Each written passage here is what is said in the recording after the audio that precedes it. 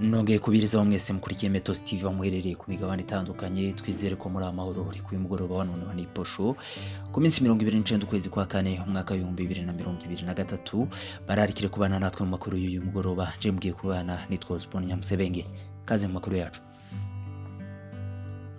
Reka amakuru yacu tuyahere muri Republika Iharanira Demokarasi ya Kongo, aho ni Mulenge. Amakuru yacu ya none kuwa gatandatu tuyahere mu musozi miremire ya Fizi na Uvira no muri teritware ya Mwenga haherereye mu karere ka Mikenke.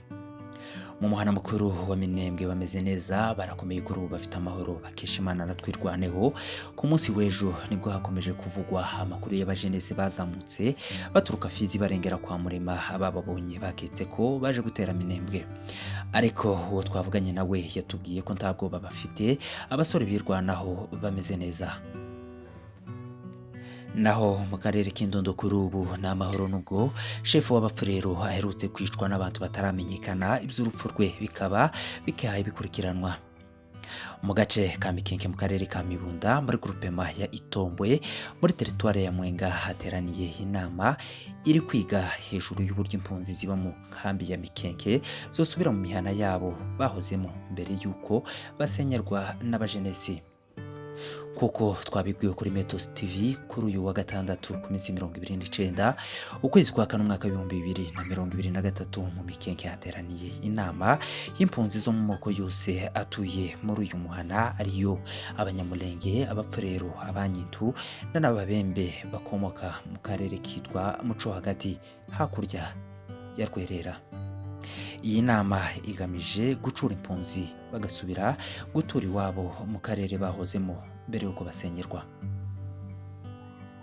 Iki ni igitekerezo cavutse mu baturage bonyine barangije bakimenyesha inzego za leta zishinzwe umutekano FRDC, abapolisi n'abashinzwe iperereza, bemera kubibafashamo muri ibyo biganiro, kandi batumiyemo n'abanotable bava mu mpande nyinshi bagiye bahungiramo, ku rugero abavuye Bijombo, ku Ndondo na Minembwe. Gusa hari andi makuru avuga ko hari benshi mu batumiwe batabashe kwitaba ku mpamvu zitandukanye. Ibyo biganiro bikaba byarateguwe n'abaturage, ndetse hakaba harabaye n'ubwitange bw'abashefu kutimye mu bashefu bagaragaje ubushake bwo kwitanga kugira ngo bizabemo kugaburira abitabiriye, barimo shefu Muhasha Mututa Eleazare wa Kungwe Kamombo, shefu Sebintu Tayoberwa wa Kamombo na Mikalati, na shefu Watanga Budaga wa Luelela na Rusanze. Abateguye ibyo biganiro bakaba banashimiye cyane 12e Brigade FRDC ikorera mu misozi miremire ya Minembwe, ndetse n'ingabo z'abarundi ziri mu misozi y'Imulenge ku ruhare bagize kubijanye no kugarura umutekano muri ako karere. Muri bimwe abashinzwe umutekano bakoze harimo gutanga inzira ku bitabiriye ibyo biganiro, guherekeza abantu mu mayira ari abava Bijombo, ku Ndondo na Minembwe, bakaba babashije kugera ahateguriwe ibiganiro by'amahoro.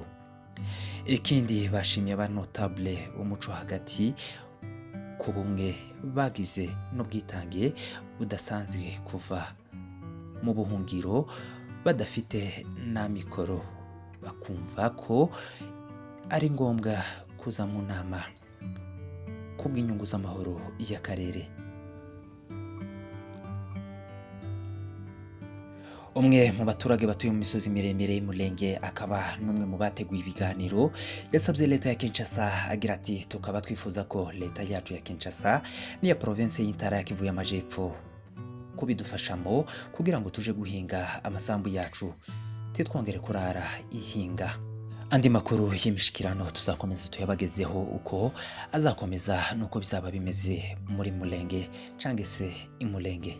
Muri Republika Iharanira Demokarasi ya Kongo, Lutundura yagaragazaga ko kuvuga ko ingabo z'umuryango wa Afrika y'Iburasirazuba ziri mu gihugu cye zidafite inshingano zo kurwanya imitwe y'iterabwoba, ari kuvuga ibihabanya n'ibyaganiriweho kandi byanemejwe.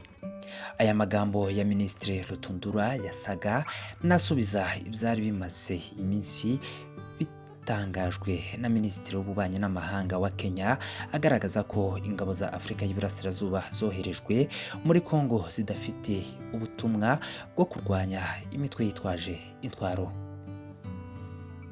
Aya magambo ya Minisitiri w'Ububanyi n'Amahanga wa Kenya Dr. Alfred Mutua asa n'ayaraherutse gutangazwa na Perezida wa Tanzania Samia Hassan Suluhu, anyomoza abayobozi ba Repubulika Iharanira Demokarasi ya Kongo bamaze igihe bavuga ko izi ngabo zagiye muri ico gihugu kurwanya imitwe yitwaje intwaro by'umwihariko M23. Perezida wa Tanzania Hassan Samia Suluhu yavuze ko izo ngabo zagiye kubungabunga amahoro no gufasha impande zirwana mu burasirazuba bwa Repubulika Iharanira Demokarasi ya Kongo gushira intwaro hasi. Nubwo Kongo imaze igihe igaragaza ko ishobora kuba yarumvise nabi inshingano z'ingabo za East Africa Community ikomeje kwakira ku butaka bwayo, Minisitiri Christopher Lutundura yongeye kugaragaza ko igihugu ce gishikamye kuzo catangaje. Ibi bihabanye na gahunda yemejwe n'ibiganiro by'i Rwanda byabaye mu mwaka ushize, bihabanye kandi nibikwiriye kuba bikorwa kugira ngo ingabo z'akarere zongere kugarura isura yazo. Ibi nta musaruro bitanga kandi mugomba kubyicuza. Minisitiri Lutundura yakomeje avuga ko igihugu cye cyamaze kumenyesha ingabo za Afurika y'Iburasirazuba ko hari amavugurura akenewe kugira ngo ingabo z'uyu muryango zihindurijwe inshingano hagamijwe ko zirushaho gutanga umusaruro. Lutundura yakomeje avuga ko nubwo igihugu cye gikomeje kutavuga rumwe n'abandi bayobozi bo muri East Africa Community, ta gahunda gifite yo kuva muri uyu muryango kuko byari bimaze igihe bisabwa na bamwe mu baturage.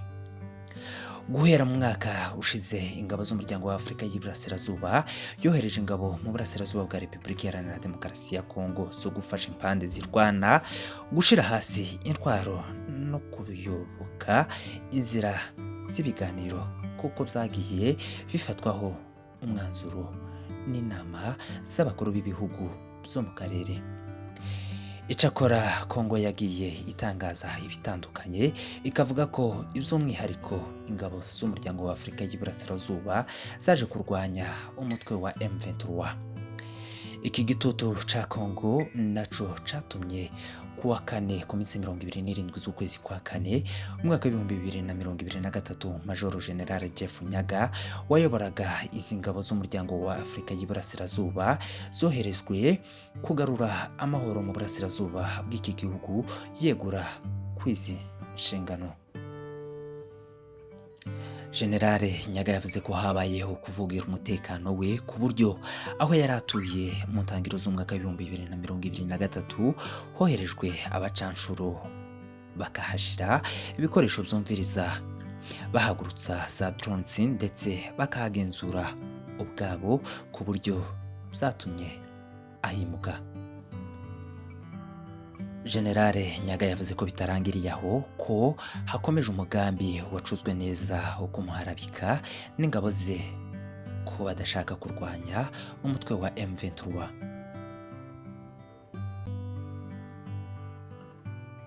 Amakuru havugwa mu mugwa mukuru Kinshasa n'urupfu rutunguranye rw'umudepite ku rwego rw'igihugu mu masaha y'urukerera cyari none niposhe ku minsi 29 ukwezi kwa kane umwaka wa 2023 nibwo hatangajwe urupfu rwa Depite Zobele Milolo Dibondo.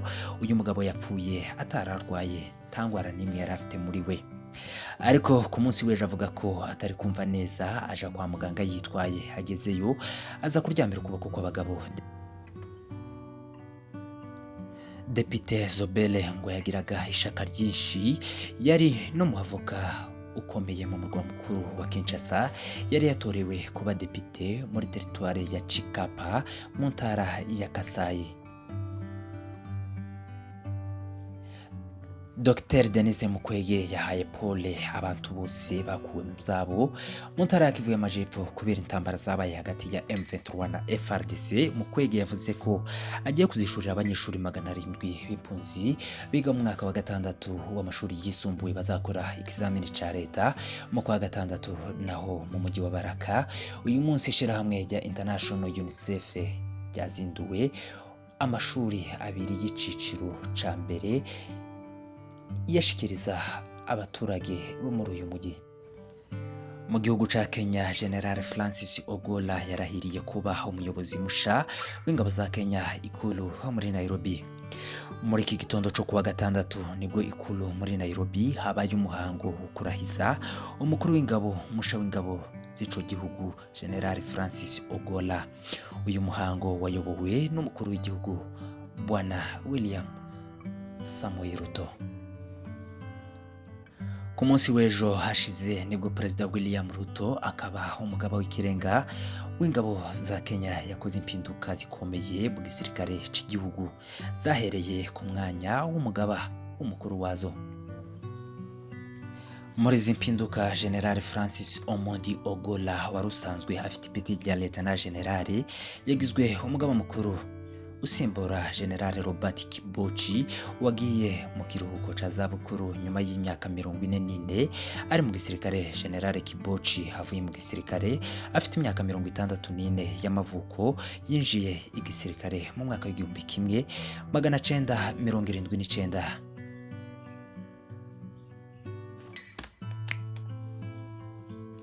Lieutenant General John Maina Mwangi yagizwe umugaba mukuru wungirije w'ingabo za Kenya. Major General David Kimaiyo agirwa umugaba wungirije w'ingabo zirwanira ku butaka.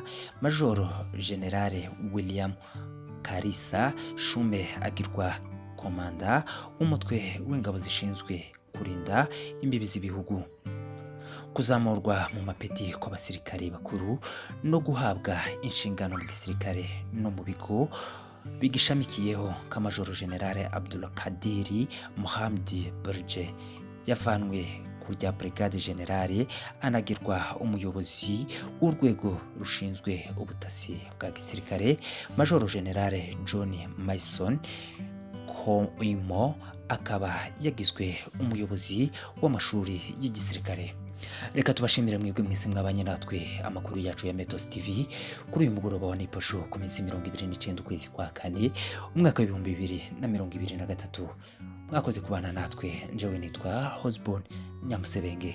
Mukomeze mbwira amahoro ya Nyagasani.